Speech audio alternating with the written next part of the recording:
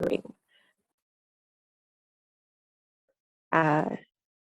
I'm going to share my screen.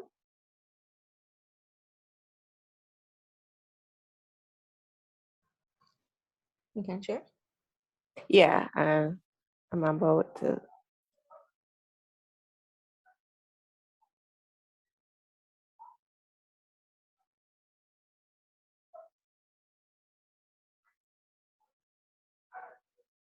All right, so as Deidre said, the topic she invited me to speak on tonight was about how to make money online, how you can start earning, start to look at how you could, stuff you could start doing now, even as a student, what you can do when you've graduated, and well, both.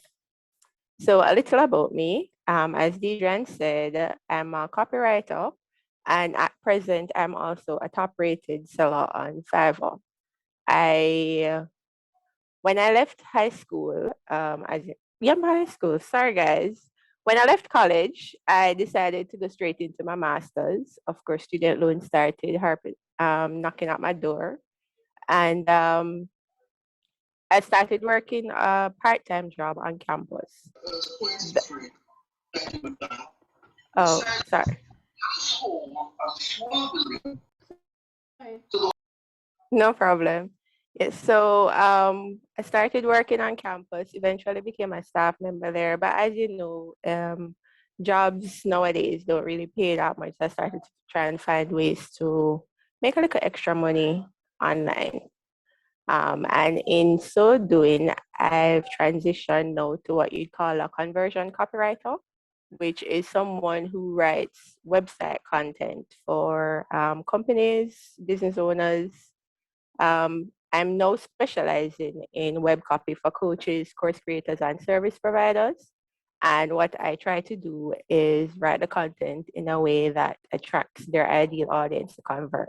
But outside of that framework, I do work with quite a few businesses. So if you visit, for example, the FX Trader website, when they were redesigning that website, their agency um, contracted me as a freelancer to work on the content. So all the words you see on that new website, I was the one that wrote all of that. So in terms of online writing, so for websites, landing pages, sales pages, email sequence, product descriptions, that kind of thing.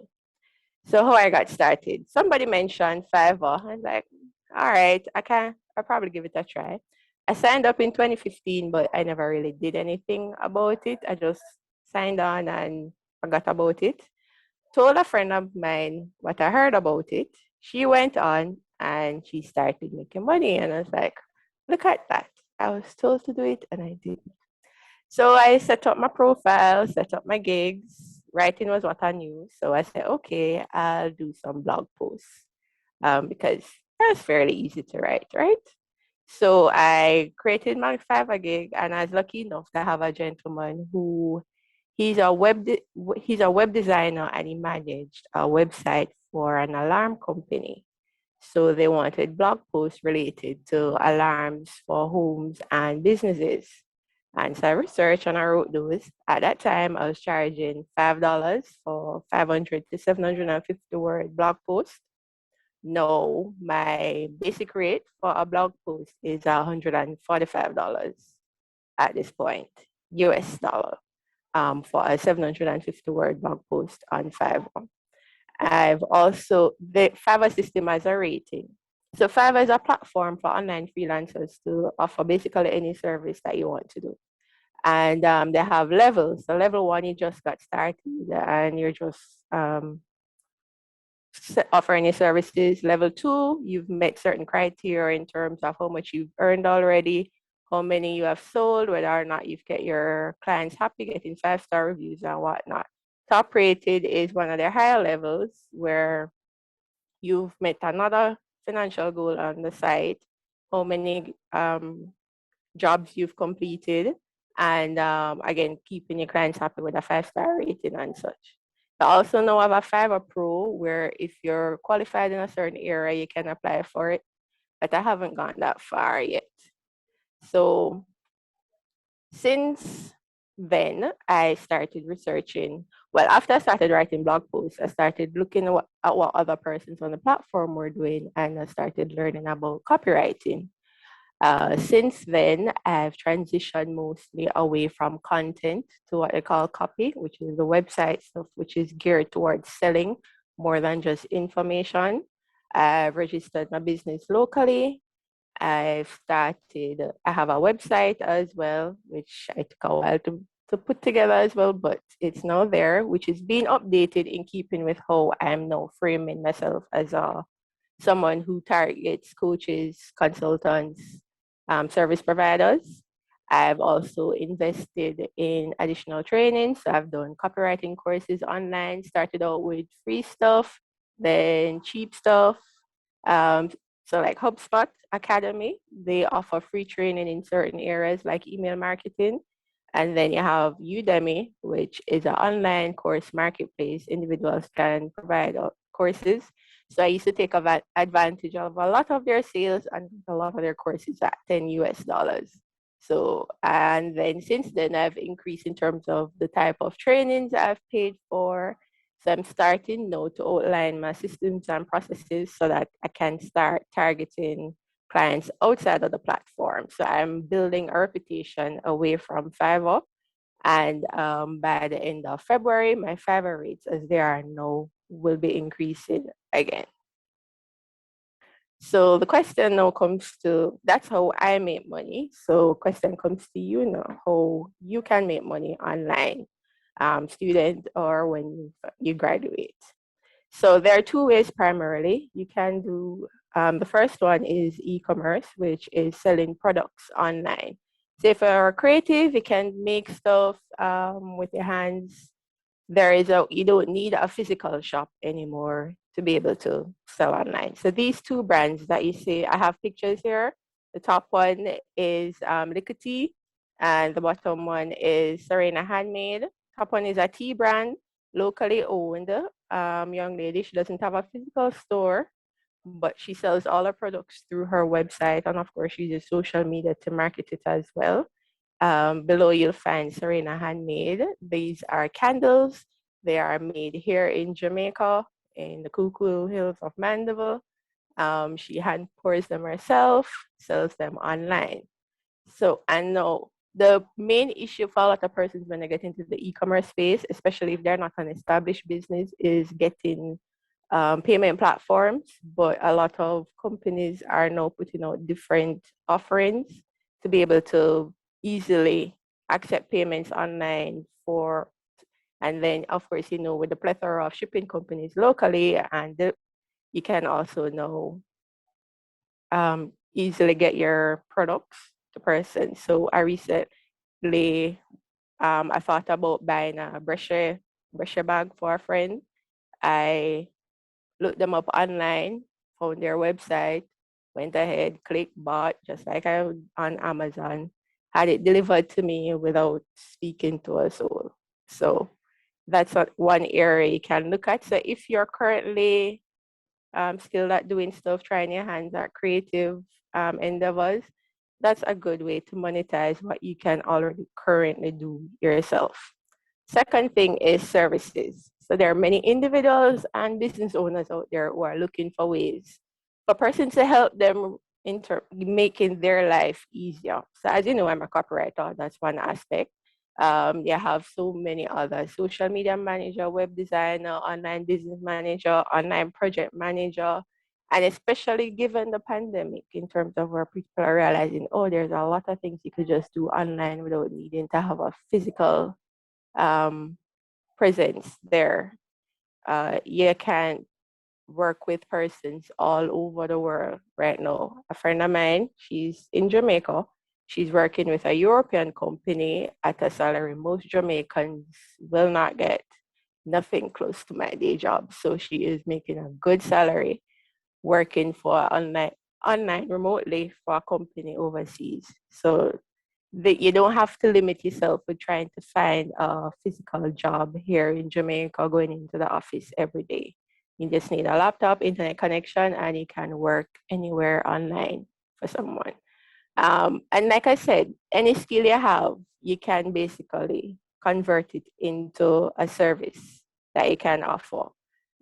You're doing accounting, you offer online account management services for somebody to manage their books, you offer bookkeeping, you can run their accounts. If you're used to the Jamaican tax system, if the person's searching online or asking friends for recommendations for an accountant, know that tax season is coming up, that's another service you can offer. So there, anything that you're trained in, you can find a way to start offering it to someone online. For example, this is a gentleman on Fiverr. His gigs, it's his top selling gig is that he will record a video as a Rastaman on a Jamaican beach. He has over 1,000 reviews. Now, mind you, on Fiverr, the number of reviews is not necessarily indicative of how many times that particular gig has been sold. Because if you have repeat customers, they might not always leave a review. Some new customers don't either. But he's a level 2 seller. And what he does is he gets your script or he writes it for you at an extra cost. He goes on the beach, right there in the sun, records it, sends it to you, and gets paid for it. I've seen others where there are some very random stuff on Fiverr. But yeah, you get the idea. Anything that you can think of to offer, somebody is willing online to pay you to get it done. So the next thing you'd have to consider now is how do you get started in all of this, right? So first, I'd suggest you start taking stock of your skills. What can you do good? What questions do people always ask you? What do friends and family always ask you to help them to do? So anything that persons have asked you that could you help me do this? What are you studying? Is it something that you could monetize online? How do I get it to persons? So the next question is, how will you deliver this service online? Are you going to market it through social media? Some persons have built their entire businesses just by a Facebook page, an Instagram page, creating their own website. You have free platforms, you have paid versions, choosing however you want to do it. Or like myself, you could go through an online platform like Fiverr or Upwork. Upwork, you tend to bid on jobs more, whereas Fiverr, the clients more come to you. But it's a huge marketplace, lots of persons there offering the similar services. So it can be a little difficult to get started, but once you get rolling, you get that first review in, then it becomes easier. So just need to decide how will you start offering your services, what platform will you use. Then you determine who you're selling to, because not everyone would be an ideal audience. So if you're an accounting major, somebody wants some bookkeeping assistance or help, you wouldn't be selling that to an individual in Jamaica because most of us aren't, our jobs do that for us. But if it's persons like me who I have a day job, but I also have my own business and I need to be able to report both, that could be a target audience for persons who need to report both incomes at the end of a financial year. So, or you target small businesses, that kind of thing. So you know who you want to sell these services to.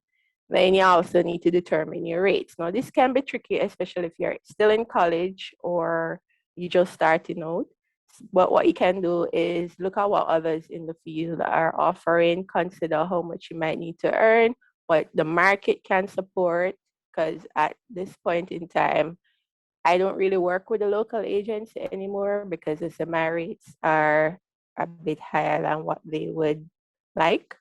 So, for example, at one point, if I made $100 a month on Fiverr, they're like, "Yeah, I made some money." If I don't make over 1,000, they're like, "That wasn't a good month." So you get where I'm going. After a while, you might be priced out of the market, but as a young lady I met from Barbados, she's an online virtual assistant. When she was working through a course and she was working out how much she needed to charge, what the market was doing, and she's like, all right, Barbados is not my market. They cannot afford to pay this. And she's right. Most of my clients, if not all, I haven't worked with anybody local since the year started, are all based overseas, America, Canada, England, Australia. So the world is your playground. You can choose where you want to work, and that can also help you determine your rates. And the other thing is getting paid in Jamaica working online, which can be a bit difficult to say the least.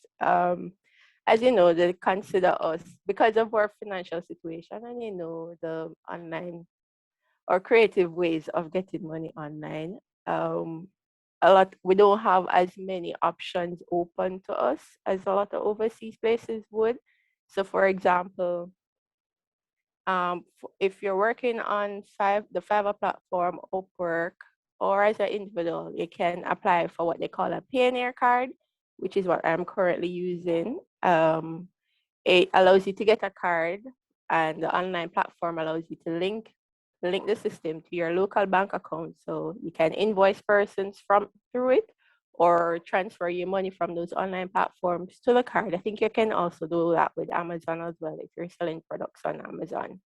And then you can either withdraw to your local bank, use a card online to pay, or you can use a card out here locally to withdraw US and place it in your account, or do whatever you want to do with it, basically. Outside of that, if you're using PayPal, you know that you can only request a check because PayPal is not linked to any bank. You can't link your PayPal to any bank in Jamaica, and the checks can take a while to come. You have a few companies locally now who are offering transfer services where you can transfer your PayPal balance to them and then they get it to you in Jamaica. But of course, that comes at a fee. So you have to, when you're pricing it, you have to factor what fee will be charged by the pricing platform versus how much it will cost to transfer and what you get at the end of the day. So you also have to factor all of that when you're thinking about your rates. Outside of that, if any of you have been on the work and travel program and you created a bank account overseas, please don't lose that. It could come in very handy in terms of getting paid for these services. So at this point, a lot of Jamaicans working online are actually trying to register a business overseas so you can get a ITIN, which is like a tax number. So you can open a bank account over there because platforms like Stripe or Square that you can easily set up a online system for persons to just click and pay aren't accessible to us as Jamaicans if you don't have US bank account or US ITIN for it to be tied to. So that's another option, but that's something you can consider if you currently have a US bank account, or or when you start getting big and you're ready to expand and do more with what you're offering. Now, local companies are starting to come through with a few options similar to that. So like a new company called Easy Payment, they're offering something almost like a Stripe where you get a QR code if you're working through social media, or you have something that you can link online, persons click, pay. I've used somebody offering an online consultation service locally. He's a stock market consultant, for lack of a better word. Investment. Yes, investment advisor online. And all you do is you go on his website, you click um, schedule when you want the consultation to be, you pay, and then the service is delivered online. He gets on a call with you. You tell him what you need. He advises you, and that's it. He never leaves home. You do it from wherever. The first time I spoke to him, I did it from a car during my lunch break at work. So you get the idea of how easy it is to start offering stuff online, and persons are willing to pay for you for your services or your products. So that's me in a nutshell, and a quick overview of the two ways you can make money online. Any questions?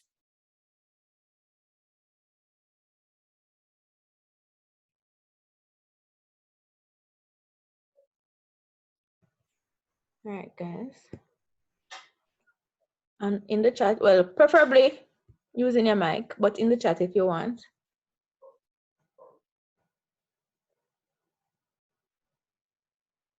Any questions?